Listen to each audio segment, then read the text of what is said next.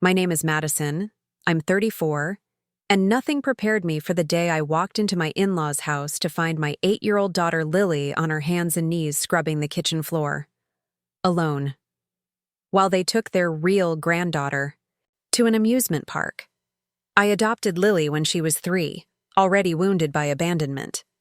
But watching her small hands wringing out that dirty rag, I discovered a new kind of heartbreak, one caused by the people who should have protected her.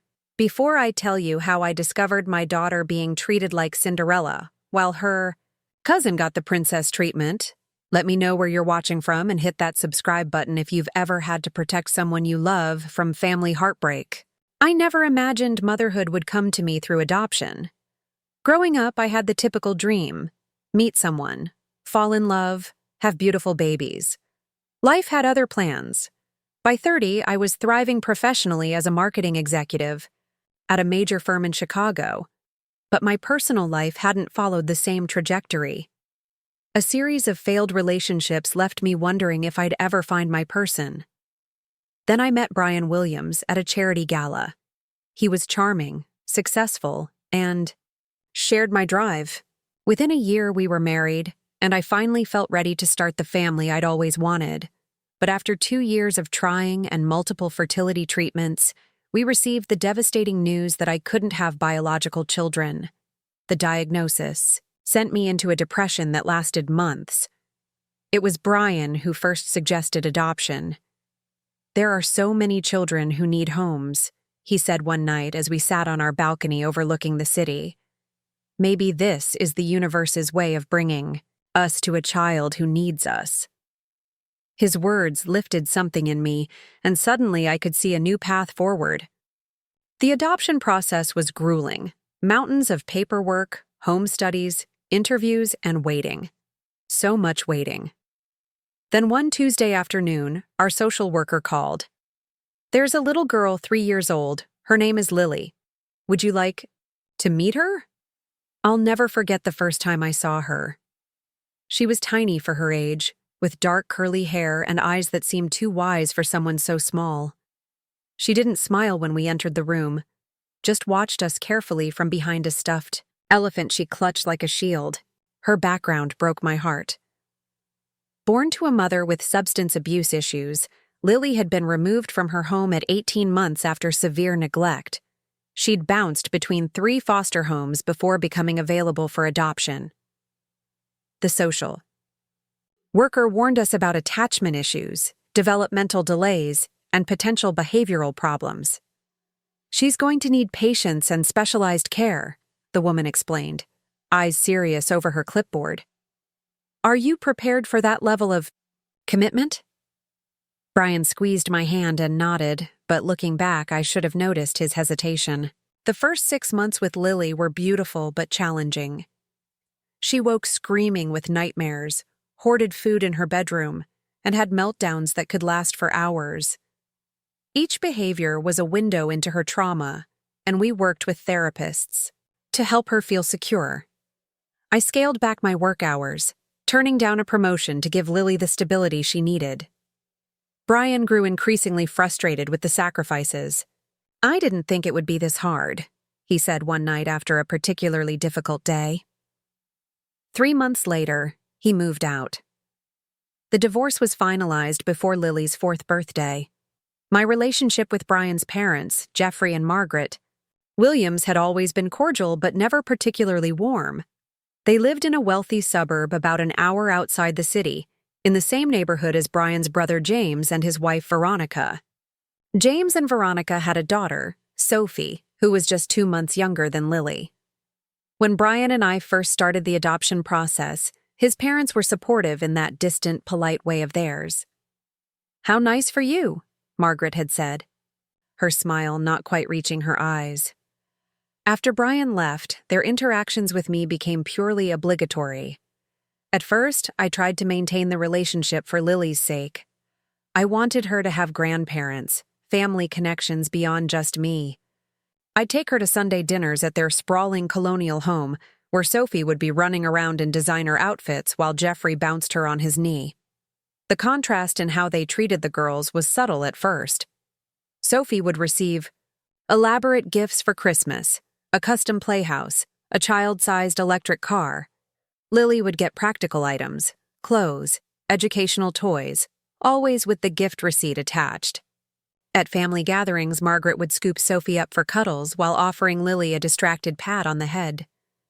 They just don't know her as well, I reasoned to myself.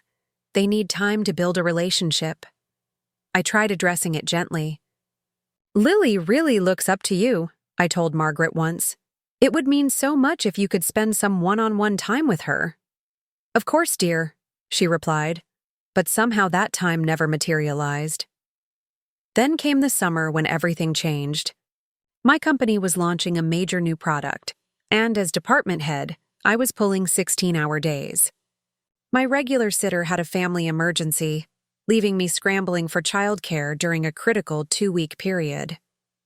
We'd be happy to take Sophie for a few days, Margaret offered during a family dinner. After an awkward silence, she added, and Lily too, of course. Despite my reservations, I was desperate. James and Veronica were also dropping Sophie off for the week due to a planned anniversary trip. The cousins would be together, and maybe this extended time would help the grandparents bond with Lily. Are you sure? I asked Margaret privately. Lily can sometimes be a handful. Nonsense, she replied briskly. We raised 2 boys. We can certainly manage 2 little girls for a week. As I packed Lily's suitcase, I went over everything she might need. Her special nightlight, the stuffed elephant she couldn't sleep without, her medication for occasional anxiety, her favorite books. You'll have so much fun with Grandma and Grandpa, I told her, trying to infuse my voice with an enthusiasm I didn't entirely feel. And you'll get to play with Sophie all week. Lily looked up at me with those serious eyes of hers. Will they like me more after I stay with them? Her question pierced my heart, and I should have listened to my instincts then. Instead, I hugged her tight and said, They already love you, sweetheart. This will just be a chance for everyone to have fun together. If only I had known what fun would mean for my little girl. The morning I dropped Lily off at the Williams house, Sophie was already there, running through the sprinkler in the perfectly manicured backyard. Margaret greeted her at the door with a distracted smile. Come in, come in. Sophie's just having a bit of fun before lunch. I helped Lily carry her suitcase inside. Where should we put her things? I asked. Oh, Margaret seemed momentarily flustered. I suppose the laundry room for now. We'll sort it out later. Jeffrey appeared from his study, giving Lily an awkward pat on the head. The little visitor has arrived, I see. Say hello to your grandfather, Lily, I prompted gently. Hello, Lily whispered, her body language shrinking. Sophie came bursting through the back door, trailing water and grass. Grandma, can we have ice cream after lunch? You promised. Margaret's face transformed with genuine warmth. Of course, darling. We have your favorite, chocolate chip. Is Lily staying for ice cream too? Sophie asked, noticing us for the first time. An almost imperceptible pause. If she'd like some, Margaret answered. I knelt down to Lily's level. I have to go to work now, sweetheart, but I'll call every night before bedtime, okay?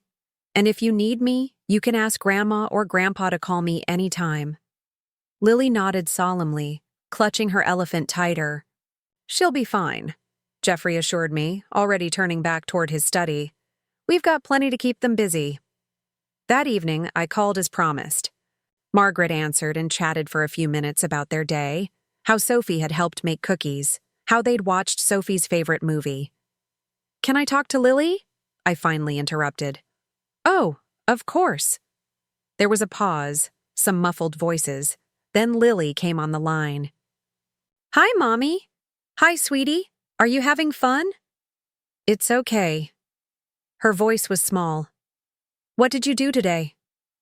Sophie made cookies with Grandma. Did you make cookies too? A pause. I watched. Well, maybe tomorrow you can help too, I said, trying to keep my tone light. What else did you do? We watched Frozen. Sophie knows all the songs. That sounds fun. Did you have ice cream like Sophie mentioned? Another pause. Sophie did. I had fruit because Grandma said I was too hyper. A twinge of concern flared, but I dismissed it. Lily did sometimes get overexcited in new situations. Well, that's probably healthy anyway. Are you and Sophie having fun together? She has lots of toys here. Each night, the pattern continued. My calls revealed a steady stream of special experiences for Sophie, trips to the local pool, the children's museum, shopping for new summer clothes, while Lily seemed to be peripheral to these activities. By the third day, I received a text from Margaret with photos of the girls at the park. Sophie was front and center on the swings, beaming at the camera. In the background, I could just make out Lily sitting alone on a bench. Having a wonderful time with the girls, the text read. That night, Lily was even quieter on the phone. What did you do at the park today, sweetheart? I watched Sophie swing. Grandma said I couldn't because I might get my new shirt dirty.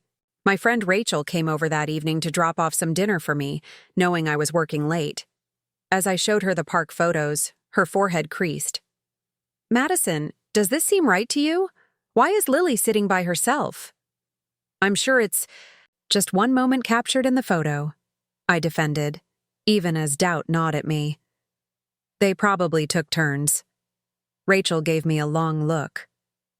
You know, when my sister and I stayed with our grandmother, she definitely had favorites. It messed with my sister's head for years. The Williams aren't like that, I insisted, though my voice lacked conviction. They're just traditional. They need time to fully embrace adoption. It's been 5 years, Rachel pointed out. And Lily is 8 now. She notices everything. That night, I couldn't sleep. I pulled up the photo again, zooming in on Lily's small figure in the background. Her posture was resigned, shoulders slumped, watching her cousin having fun from a distance. I called the next morning before work. How's everything going? I asked Margaret, trying to sound casual. Wonderful. We're thinking of taking the girls to Adventure World tomorrow. Sophie's been begging to go on the new water slides they installed. That sounds fun. Is Lily excited too? Oh, well, Margaret hesitated. You know, Lily's been a bit difficult, very quiet, not really participating. We thought perhaps a day at home might be better for her. A cold feeling settled in my stomach. Difficult how exactly? Just not engaging. And she had a little tantrum yesterday when Sophie was playing with some toys. We had to have a talk about respecting other people's things. Those weren't Sophie's toys, I said carefully. Those were the Williams family toys in the playroom, right? For both girls? Well, yes, but Sophie knows how to treat nice things. Lily was a bit rough. The conversation left me deeply unsettled. I texted James, asking, casually, how the girls were getting along according to his parents. Great, from what Mom says, he replied. Sophie's having a blast. Says Lily is kinda weird though. Kids, right? I made a decision then. My portion of the project was nearly complete, and I could delegate the remaining tasks. I would surprise Lily the next day, show up early before they left for Adventure World and join them. Perhaps seeing the family dynamics firsthand would either alleviate my concerns or confirm that intervention was needed. I had no idea what I was about to walk into. The next morning, I wrapped up my work by 9 and drove straight to the Williams house. Their neighborhood was quiet, tree-lined streets with imposing homes set far back from the road. As I pulled into their circular driveway, I noticed only Margaret's car was present. Jeffrey's Mercedes and the family SUV they typically used for outings were gone. Strange. They weren't supposed to leave for Adventure World until 10. Perhaps Jeffrey was getting gas or running an errand before their trip. I knocked on the front door, but after a minute with no response, I used my emergency key. Hello? I called out as I stepped into the marble-floored entryway. Margaret? Lily? The house seemed unnaturally quiet. No TV sounds, no children's laughter. For a moment, panic seized me. Had they left early? Taken Sophie, but left Lily with a sitter? Then I heard it, the faint sound of water sloshing coming from the kitchen.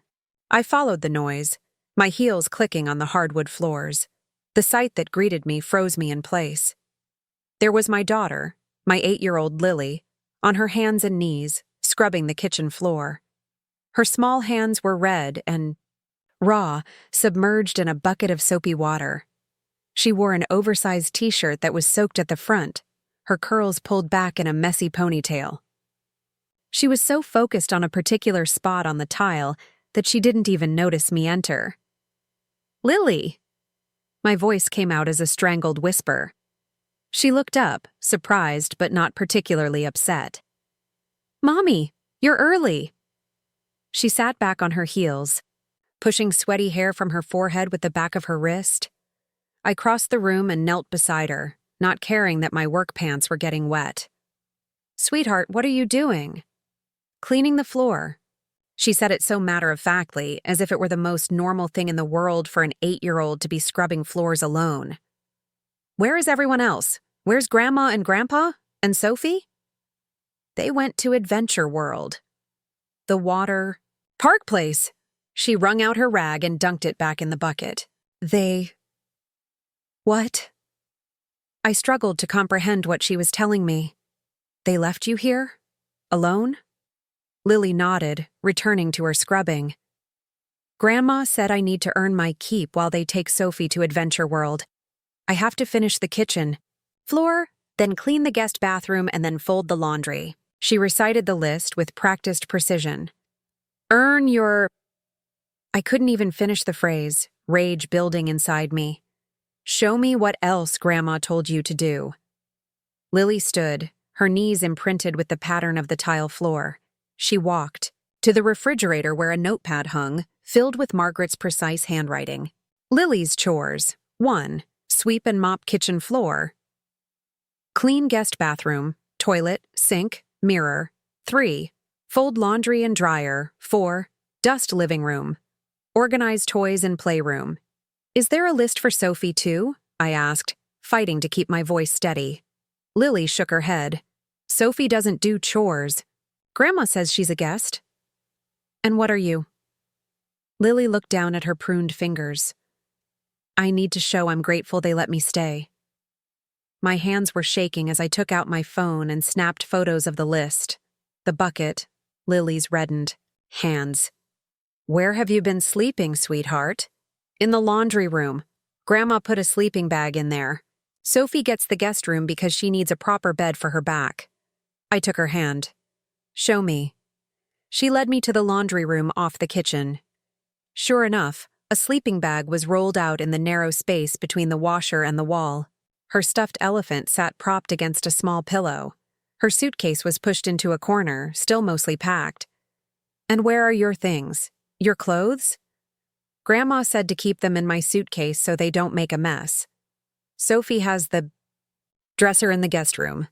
I took more photos, documenting everything as a cold fury built inside me. "Have you been alone like this before, while they took Sophie out?" Lily nodded, her expression still disturbingly matter-of-fact. "2 times. Once to the movies and once to get ice cream. Grandma said I didn't behave well enough to go." "What did you do wrong exactly?" Lily thought for a moment. "I spilled juice on the couch, and I asked too many questions during the movie they were watching." I pulled her into a tight hug, feeling her small body stiffen before gradually relaxing. "None of this is okay, Lily. None of this is your fault. We're going to pack your things right now." As I helped her gather her belongings, my phone chimed with a text. "Margaret. We'll be home around 4. Could you pick up dinner for everyone? Jeffrey is craving that Italian place on Main." They didn't even know I was here. They expected to come home to find Lily having completed her chores like some sort of servant with dinner waiting. I texted back, "No need. I'm at your house with Lily now. We'll all talk when you get home." 3 dots appeared immediately, then disappeared. Then appeared again. Finally, we took Sophie for a quick morning outing. Lily wasn't interested. We'll be home soon. I looked at my daughter, still obediently folding her clothes and placing them in her suitcase. Lily, did Grandma ask if you wanted to go to Adventure World? She shook her head. She told me last night that I needed to stay home and do my chores while they took Sophie. She said maybe if I'm good, I can go next time. I took a deep breath, tamping down the rage threatening to boil over. We're going to wait right here for Grandma and Grandpa to come home, and then we're going to have a very serious talk. Am I in trouble? Lily asked, her voice small. No, sweetheart. I brushed a curl from her face. You've done nothing wrong, but Grandma and Grandpa have a lot of explaining to do. The clock on the Williams' ornate mantel showed just past 1 when I heard cars pulling into the driveway. Lily and I were sitting at the kitchen table, her freshly washed and changed into clean clothes, a sandwich and apple in front of her that I'd made from the contents of Margaret's immaculate refrigerator. The front door burst open, and Sophie's excited voice echoed through the house. That was the best day ever! Can we go again tomorrow, Grandpa? Please? We'll see, Princess, Jeffrey's indulgent voice replied. Let's see what Grandma has planned. Maybe we can take you shopping for that new swimsuit you wanted, Margaret added. Their voices grew louder as they approached the kitchen, still unaware of our presence. Sophie appeared first, her hair wet and tangled, wearing a new Adventure World t-shirt and clutching a stuffed dolphin with the park's logo. She stopped short when she saw us. Aunt Madison, when did you get here? Look what Grandpa won for me. At the ring toss! Before I could answer, Margaret and Jeffrey entered, followed by James and Veronica. All 4 adults froze at the sight of us. Margaret recovered first, her hand fluttering to her throat. Madison, what a surprise! We weren't expecting you until the weekend. Clearly, I said, my voice calm despite the fury coursing through me. Jeffrey stepped forward, his businessman's instinct for damage control kicking in. We just took Sophie for a quick morning at the park. Lily wasn't feeling up to it. Really? I stood slowly. Because that's not what Lily told me. And it's certainly not what I saw when I arrived this morning. An uncomfortable silence fell. Sophie looked between the adults, sensing tension but not understanding it. Can I show Lily my new dolphin? She asked. Why don't you go upstairs and change into dry clothes, sweetheart? Veronica suggested, giving her daughter a gentle push toward the stairs. The grown-ups need to talk. Once Sophie was out of earshot, I turned to Margaret.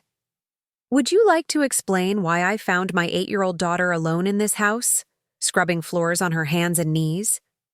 Margaret's cheeks flushed. You're making it sound worse than it was. We simply asked her to help with a few chores while we were out. A few chores?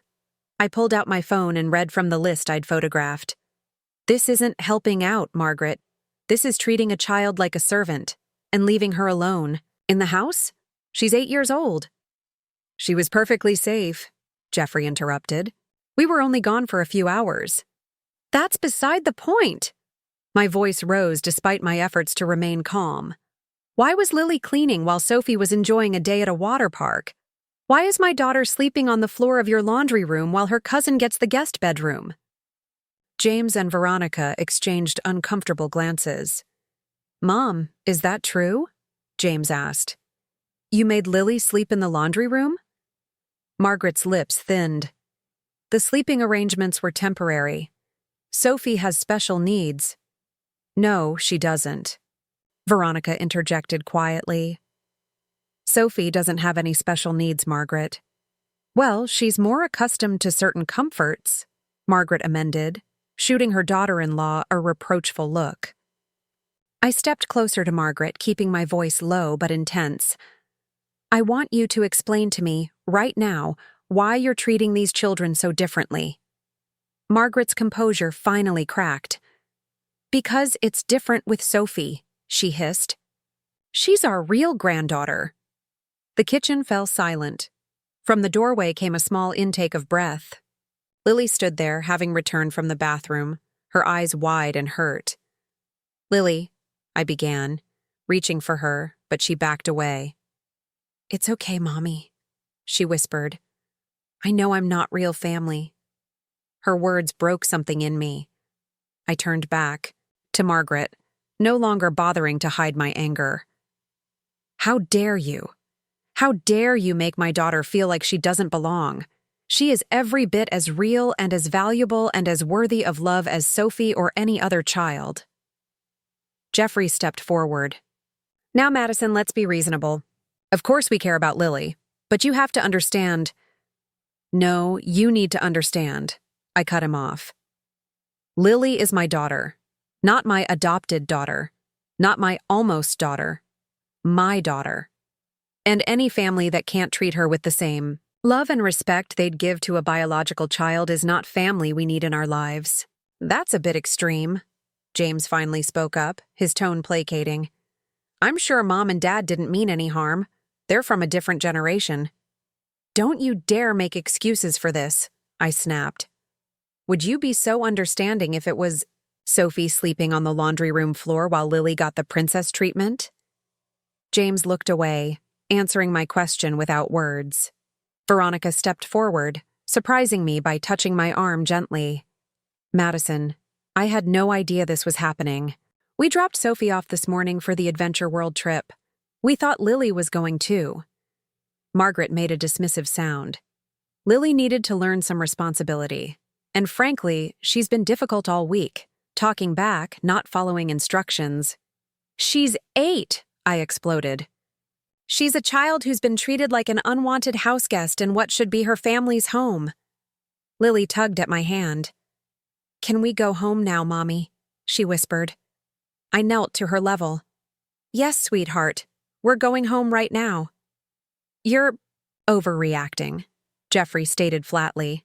"If you'd just listen to our side—" "I've seen enough." I stood, picking up Lily's suitcase with one hand and holding her small hand with the other. "Lily and I won't be back. If any of you want a relationship with us in the future, it will be on completely different terms, with genuine respect for my daughter." As we walked toward the door, Margaret called after us. "Madison, don't be ridiculous. What will Brian say?" I turned one last time. "I don't care what Brian says. He gave up his right to an opinion when he walked out on his daughter, and make no mistake, she is his daughter, regardless of biology." We left them standing in the kitchen, Sophie peering curiously from the staircase, the new dolphin clutched to her chest. The drive home was silent for the first 10 minutes. In the rearview mirror, I could see Lily staring out the window, her expression unreadable. "Are you okay, sweetheart?" I finally asked. A single tear slid down her cheek. "Why don't they love me, Mommy?" And with that simple question, my heart shattered all over again. That night, after Lily had finally fallen asleep in her own bed, surrounded by her own things, I sat on the edge of her mattress watching her breathe. The moonlight filtered through her butterfly curtains, illuminating her face, peaceful now, but I couldn't forget the hurt in her eyes earlier. Around midnight, she began to stir, her small body twitching in the grip of a nightmare. I gently stroked her hair until she settled, then decided to check her backpack. We'd packed in such a hurry that I wanted to make sure we hadn't left anything important behind. In the side pocket, I found a folded piece of paper. Opening it revealed a crayon drawing, stick figures standing in front of a house. 4 figures were grouped together, holding hands. A tall man labeled Grandpa, a woman with exaggerated pearls labeled Grandma, a smaller figure with yellow hair labeled Sophie, and a man and woman labeled Uncle James and Aunt Veronica. Off to the side, separated by a considerable gap, stood 2 smaller figures. One was labeled Me, and the other Mommy. Around the main family group, Lily had drawn a circle in red crayon. The message was heartbreakingly clear. There was the real family, and then there was us, the outsiders. I clutched the drawing to my chest, tears flowing freely now. How long had she felt this way? How many subtle slights and dismissals had she endured before this week brought everything to the surface? My phone buzzed with a text notification. Margaret. I think you misunderstood the situation today. Lily was perfectly safe and learning valuable life skills. When you've calmed down, we should discuss this rationally. I didn't respond, but another text followed minutes later. Jeffrey and I love all our grandchildren. We just have different relationships with each of them. Again, I didn't respond, but saved the messages as documentation of their attitude. The next morning, Lily was quieter than usual at breakfast, pushing her cereal around the bowl rather than eating it. Do you want to talk about what happened, sweetheart? I asked gently. She looked up, her eyes serious. Grandma said some kids are born into a family and some kids are chosen. She said being chosen should make me extra grateful. I set down my coffee cup with deliberate care, fighting to keep my expression neutral. Lily, being part of a family isn't about being grateful, it's about being loved for exactly who you are. But Sophie doesn't have to be grateful. She gets to just be Sophie.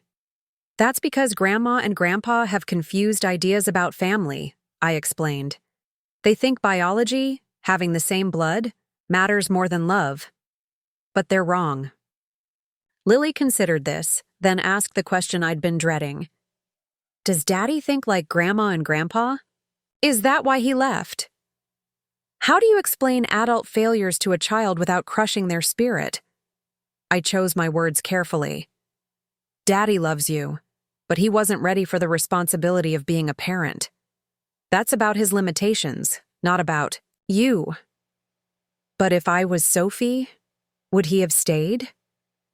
The innocent brutality of her question left me momentarily speechless. No, sweetheart. The problem was never you. Some people just can't be what others need them to be, no matter who those others are. Later that day, my phone rang with Brian's number. I hesitated before answering, already anticipating the conversation. What the hell, Madison? He didn't bother with a greeting. My parents just called, extremely upset. What's this about you? Finding Lily cleaning and making a huge scene?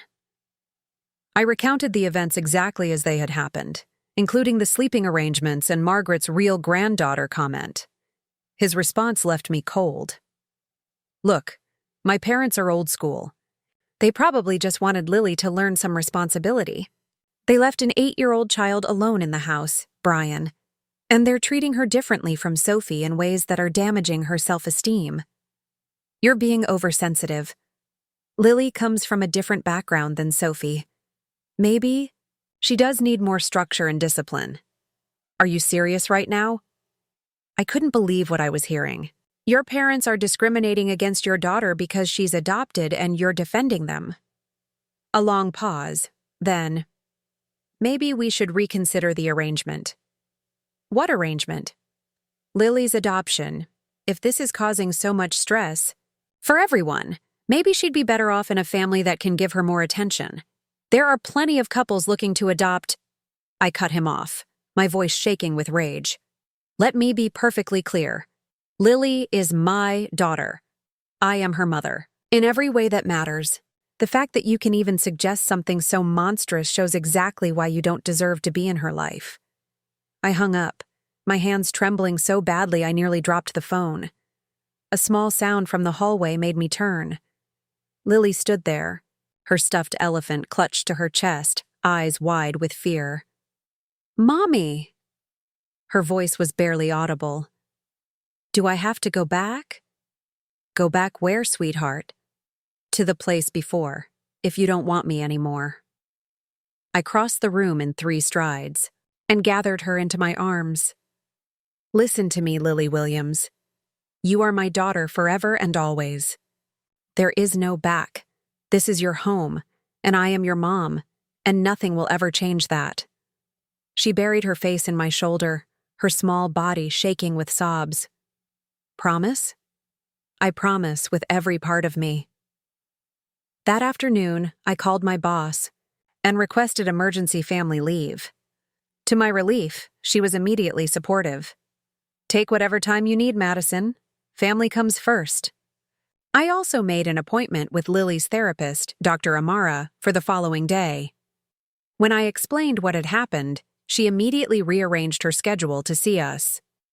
This type of rejection can trigger profound attachment issues, she explained, after meeting with Lily, especially for children with Lily's background.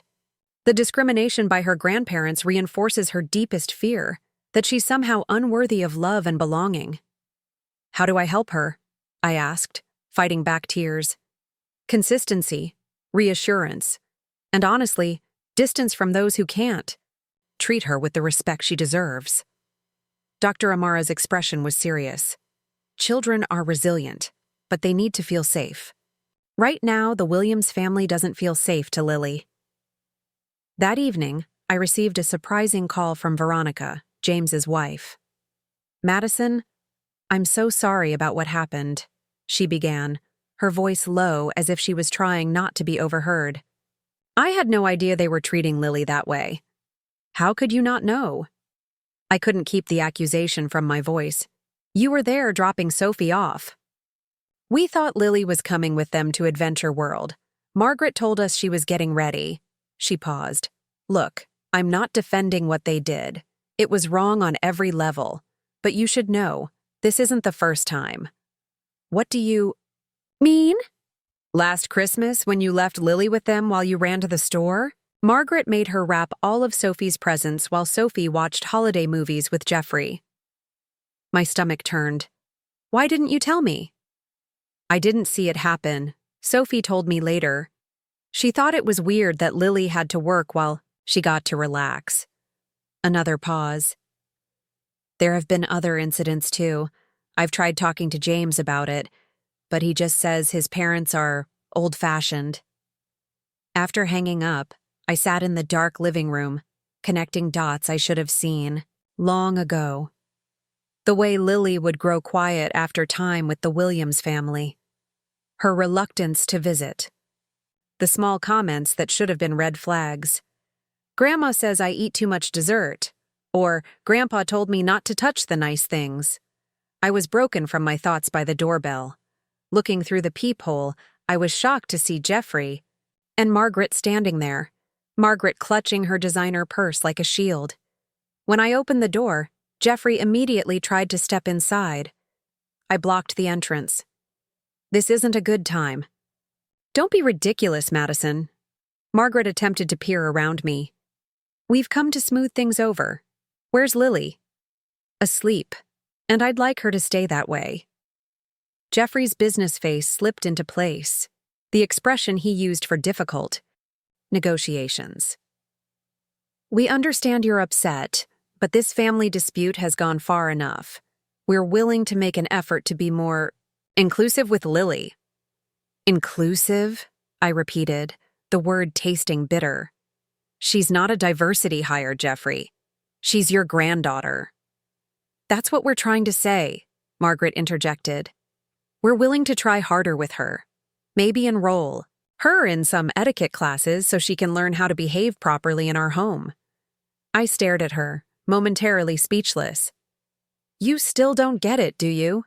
This isn't about Lily needing to change. This is about your prejudice." "Now that's unfair," Jeffrey's voice hardened. "We've opened our home to the girl. We're simply acknowledging that there are differences that need to be addressed." "The only difference is your treatment of her," I said flatly. "And until you can see that, we have nothing more to discuss." I began to close the door, but Margaret stuck her foot in the gap.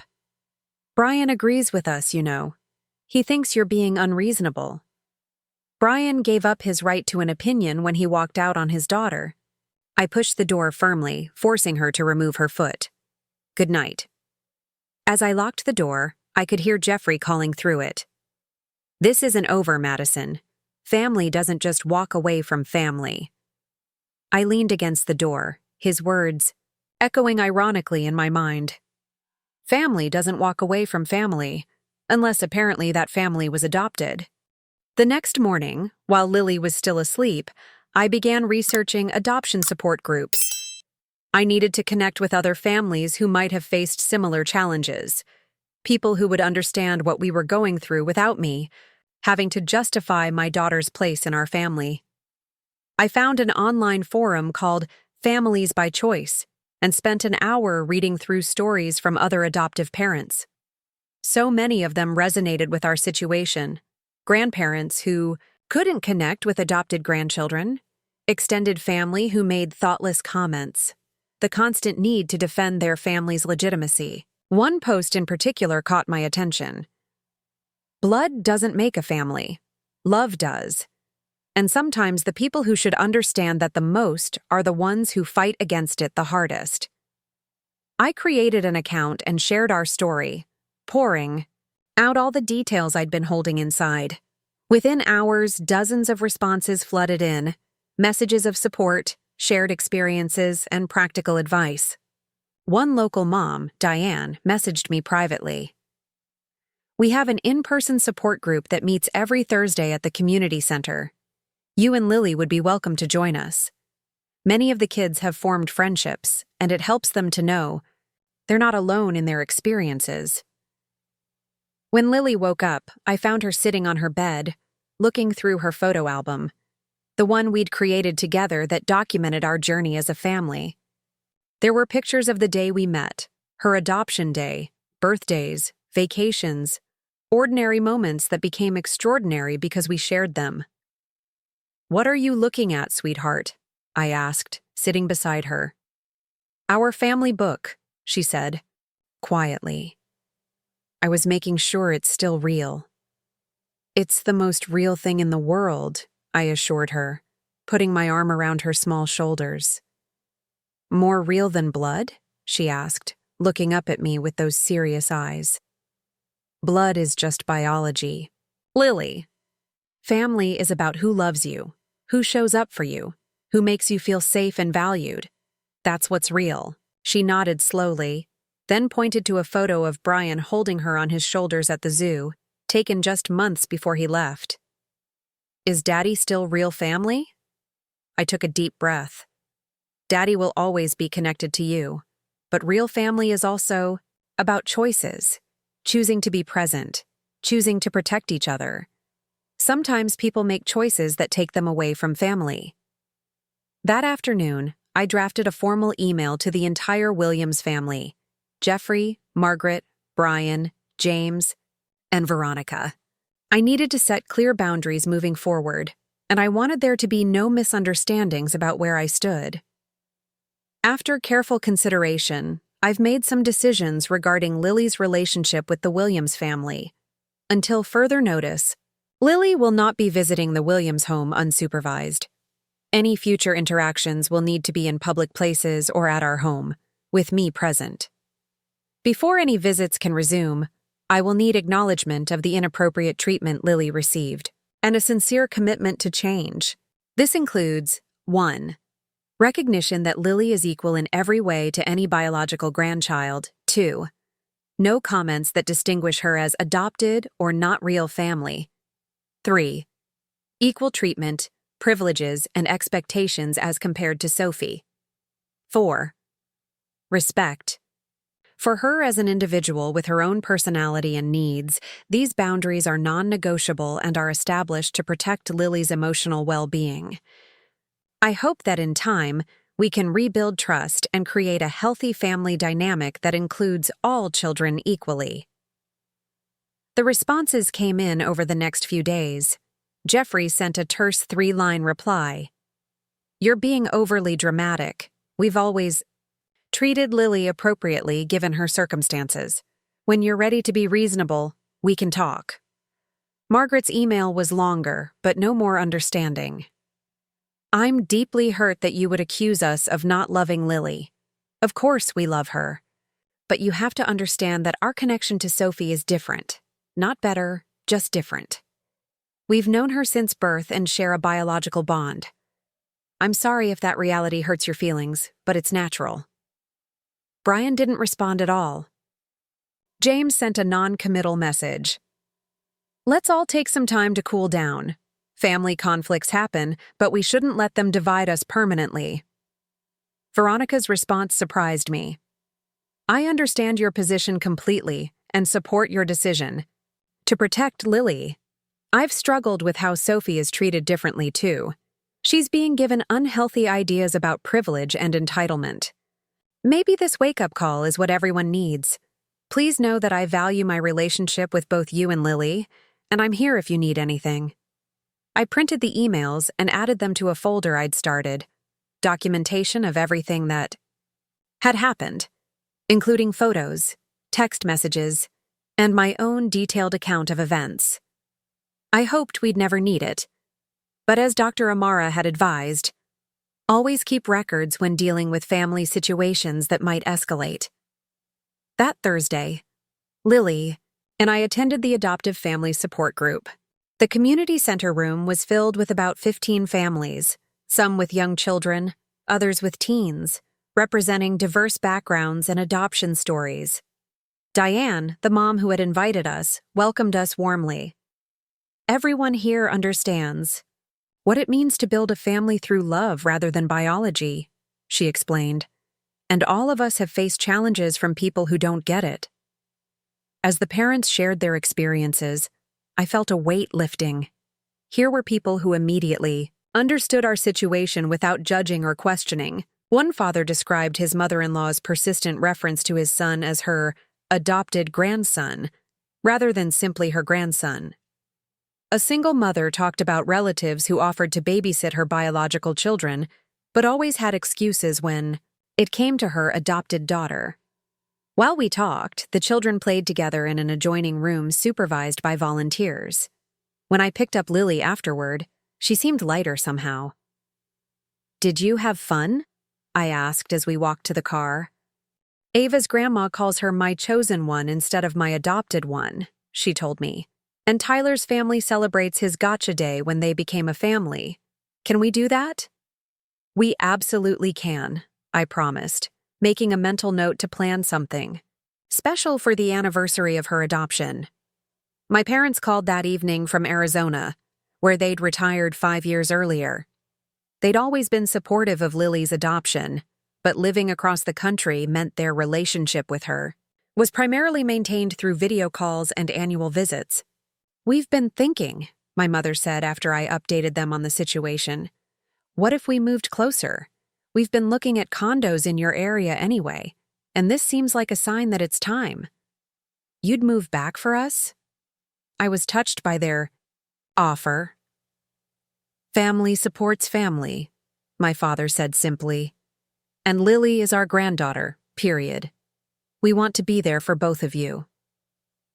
The contrast between their attitude and the Williams couldn't have been more stark.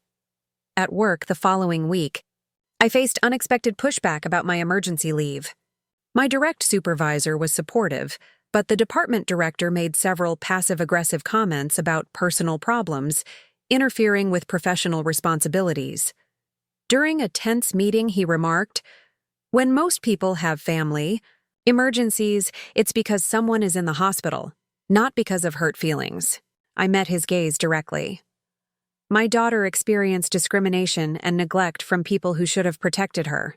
That may not seem like an emergency to you, but her psychological well-being is my priority." Later that day, my supervisor pulled me aside. "Is everything okay with Lily? My sister was adopted, and I know how complicated family dynamics can get." His unexpected understanding opened the floodgates, and I found myself sharing the whole story. When I finished, he nodded thoughtfully. "You know, my parents divorced when I was 10, and my mom remarried a man with 2 kids. My grandparents treated us differently.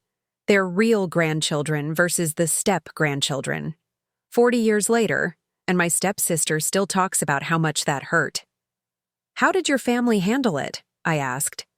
"My mom did exactly what you're doing. She protected us by limiting contact and setting firm boundaries. Eventually, my grandparents came around, but it took time and a willingness to change on their part. His support meant more than he could know. In a world that often questioned the legitimacy of families like ours, every ally mattered. That weekend, I took Lily to a local event for adoptive families, a picnic organized by the support group.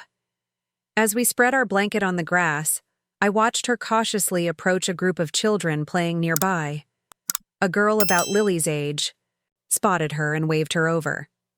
"Do you want to play tag? I'm Zoe. I was adopted from foster care too." Watching Lily's face light up at finding someone with a similar story was like witnessing a flower turning toward the sun. By the end of the afternoon, she had exchanged information with 3 new friends and had been invited to a birthday party the following weekend. On our way home, Lily asked, "Can these be our new family? The people who understand?" "Family can be whoever makes your heart feel at home," I told her. "We're building our village, one person at a time." The Williams family continued their campaign of pressure over the following weeks. Jeffrey left stern voicemails about tearing the family apart. Margaret sent increasingly emotional texts about how much they missed Sophie and Lily playing together. Brian finally broke his silence with a curt message. "My parents raised 2 successful sons. Maybe you should consider their parenting wisdom instead of cutting them off." I maintained my boundaries with calm determination. "When you're ready to acknowledge the harm done and commit to treating Lily with equal love and respect, we can discuss moving forward," became my standard response. Meanwhile, our chosen family grew stronger. My parents found a condo just 10 minutes from our house and began the moving process. The support group became a regular part of our routine. Lily's therapist noted improvements in her self-esteem and security. "She's talking more about her feelings," Dr. Amara observed, "and she's starting to understand that the problem lies with others' perceptions, not with her worthiness." We created new traditions to replace the family gatherings we'd lost: Sunday brunches with friends, monthly movie nights with other adoptive families, video calls with my parents where they read bedtime stories to Lily from across the country until their move was complete. Slowly, our world rebuilt itself, different from before but stronger, more intentional, filled with people who recognized Lily's inherent value without qualification or comparison. "Sometimes," I told her one night as I tucked her in, "the family you choose is more precious than the family you're born into, because chosen family loves you for exactly who you are." Lily thought about this, her fingers absently stroking her stuffed elephant's worn ear. "Then I'm glad you chose me." "Mommy?" "Best choice I ever made," I whispered, and knew with absolute certainty that it was true. 6 months passed, each day bringing small but meaningful changes in Lily. The nightmares became less frequent. Her shoulders no longer hunched when someone complimented her. She began to speak up in class, according to her teacher. Most tellingly, she stopped asking if every mistake meant she would have to go back. My parents had settled into their condo nearby and established a weekly tradition of Friday night dinners with us. Watching my father patiently teaching Lily to play chess, or my mother gardening with her in their small patio space, I saw what grandparenting should look like: attentive, affirming, delighting in her uniqueness. "You know what Grandpa Tom told me?" Lily announced one evening as I drove her home from their place. "He said I'm smart like you were at my age. He said it's in my heart, not my blood." "Grandpa Tom is very wise," I replied, blinking back tears at my father's perfect explanation. One Saturday morning in early spring, Lily and I were shopping at the farmer's market when I heard a familiar voice call my name. Turning, I saw James standing awkwardly by a produce stand, Sophie clutching his hand. "Madison," he nodded, his expression uncertain. "And Lily. It's good to see you both." "Aunt Madison!" Sophie broke free and ran to hug me. At 9 years old now, she'd grown taller, her blonde hair pulled back in a ponytail. She turned to Lily with genuine excitement. "Lily, I've missed you so much. Why don't you come to Grandma?" "And Grandpa's anymore?" James winced visibly at his daughter's innocent question. Lily looked up at me, silently asking how to respond. "We've been busy with other activities," I explained gently to Sophie. "How have you been?" "Good. But it's boring without Lily." She turned to her cousin. Grandma got a new dollhouse that has an elevator and everything. You should come see it. Maybe someday, Lily replied cautiously. James cleared his throat. Sophie, why don't you go pick out some strawberries? Stay where I can see you. Once she was out of earshot, he turned to me. Look, Madison, I owe you an apology. I should have spoken up when I saw how my parents were treating Lily. Veronica's been telling me for months that I was wrong to stay silent. Thank you for acknowledging that, I said, surprised by his admission. My parents… He hesitated. They're struggling with the estrangement. Mom cries a lot. Dad pretends it doesn't bother him, but I can tell it does. I'm sorry they're hurting, but my priority has to be Lily's well-being. He nodded. I understand that now. Would you consider some kind of reconciliation process? Maybe with a family therapist? They've actually agreed to try it. I looked down at Lily, who was listening intently to the adult conversation. That would depend on their willingness to really change, not just go through the motions to get access to Lily again. They miss her, James said simply, more than I think even they expected to. Missing someone isn't the same as respecting them, I pointed out. I know, but it might be a start. I gave him my card. Have them call me if they're serious about family therapy. But I want to be clear. We'll proceed at Lily's pace, not theirs. 2 weeks later, Margaret called. Her voice lacked its usual brisk efficiency, instead sounding hesitant, almost fragile. Madison, Jeffrey and I have been doing some reflection. We'd like to meet with you and that therapist you mentioned, just to talk. I consulted with Dr. Amara, who recommended a colleague specializing in family reconciliation. Dr. Collins has extensive experience with adoption issues and family dynamics. If anyone can facilitate this process effectively, it's her. Our first session was scheduled at Dr. Collins's office, neutral territory. I prepared Lily carefully, explaining that Grandma and Grandpa wanted to talk about what had happened. Will they say I have to go back to their house? She asked anxiously. Absolutely not. You don't have to go anywhere you don't feel safe, I assured her. This is just a conversation, and I'll be with you the entire time. Can I bring Elephant? She asked, referring to her beloved stuffed animal. Of course you can. Jeffrey and Margaret arrived precisely on time, both looking uncomfortable in the casual setting of the therapist's office.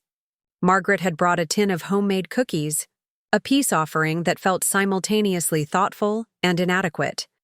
Dr. Collins established ground rules immediately. We're here to listen to each other with respect and openness. No interrupting, no dismissing others' feelings as invalid. Madison has agreed to this meeting because there's potential for healing, but that requires honesty from everyone. Jeffrey shifted in his seat. We understand. Dr. Collins turned to Lily. Lily, how did you feel when you were staying at your grandparents' house? Lily clutched Elephant tighter. Small. Like I was in the way. Like I had to be extra good or they wouldn't want me anymore. Margaret's eyes filled with tears. Oh, Lily, we never meant to. Please let her finish, Dr. Collins interjected gently. Lily continued, her voice gaining strength. Sophie got to do fun things, but I had to do chores. Grandma said it was because Sophie was their real granddaughter, and I needed to be grateful they let me stay. Jeffrey's face flushed. That's not exactly… Mr. Williams, Dr. Collins interrupted. Part of this process is hearing Lily's experience without correction or justification. Her feelings are valid, even if they weren't your intention. 4. The next hour, we talked, really talked, about what had happened. I explained the damage their behavior had caused to Lily's sense of security and self-worth.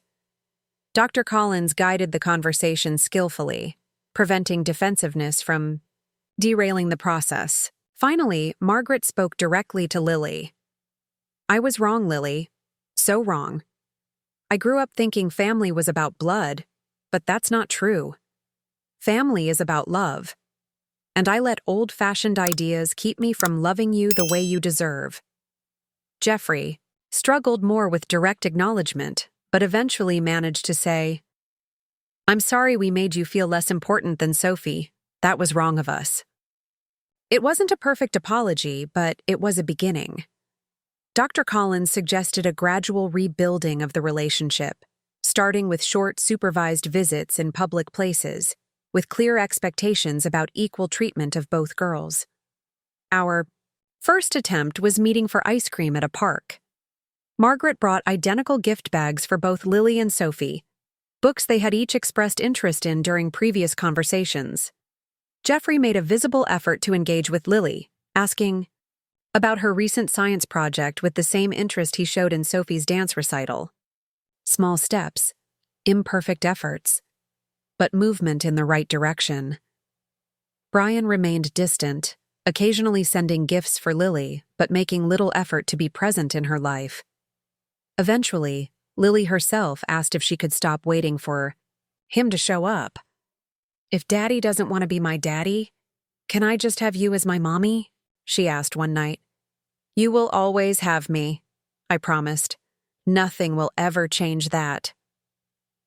As Lily's 9th birthday approached, I planned a celebration with our new extended circle, my parents, friends from the support group, classmates, and yes, cautiously, the Williams family under carefully structured conditions.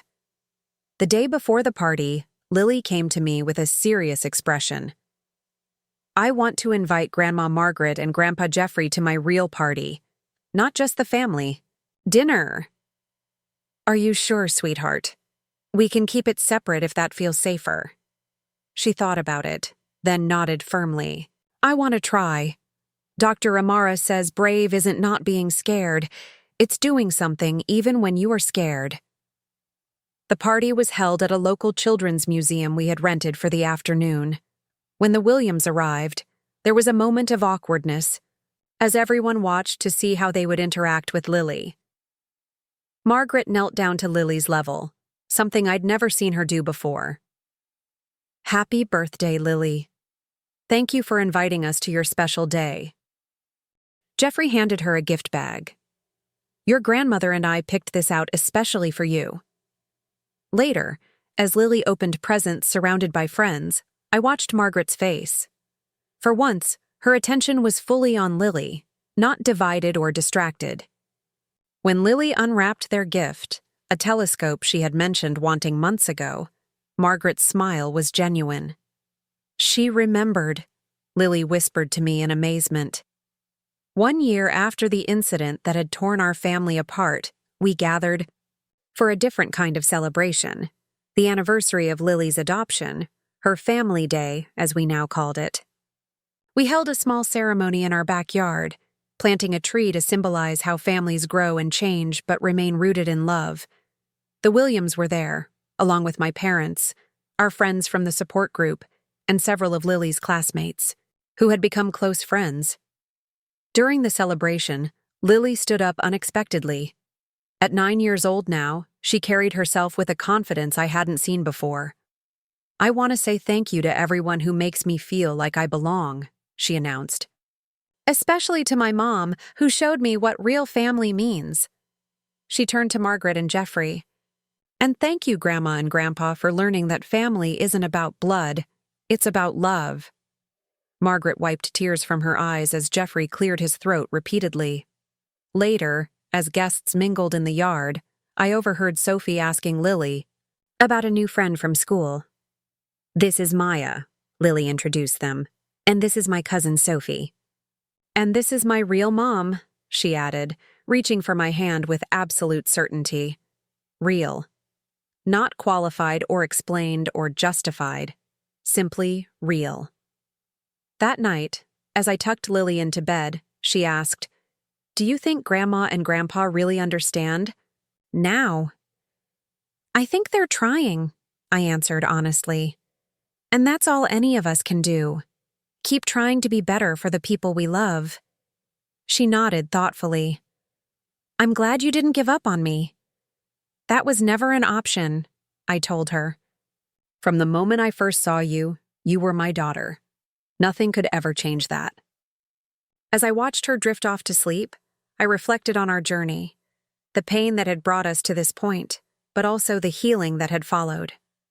We had lost the family we thought we had, but in its place, we'd built something stronger, more intentional and infinitely more precious.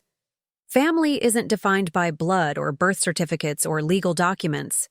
It's created through countless daily choices to love, protect, and cherish each other. It's standing firm when someone you love is treated as less than. It's creating boundaries that keep everyone safe. It's the willingness to forgive when true change occurs. Most of all, it's the absolute certainty that some bonds can never be broken, not by biology, not by distance, not by the opinions of others. Because real family, true family, is written in the heart. Have you ever had to protect someone you love from family who couldn't see their worth? Share your experience in the comments below. And if this story touched your heart, please hit that like button and subscribe to hear more stories of family transformation. Remember, the family we choose, whether through adoption, friendship, or standing by our biological relatives who truly see us. That's the family that helps us become our best selves. Thank you for being part of our journey, and may you find the courage to create the family bonds that nurture your spirit.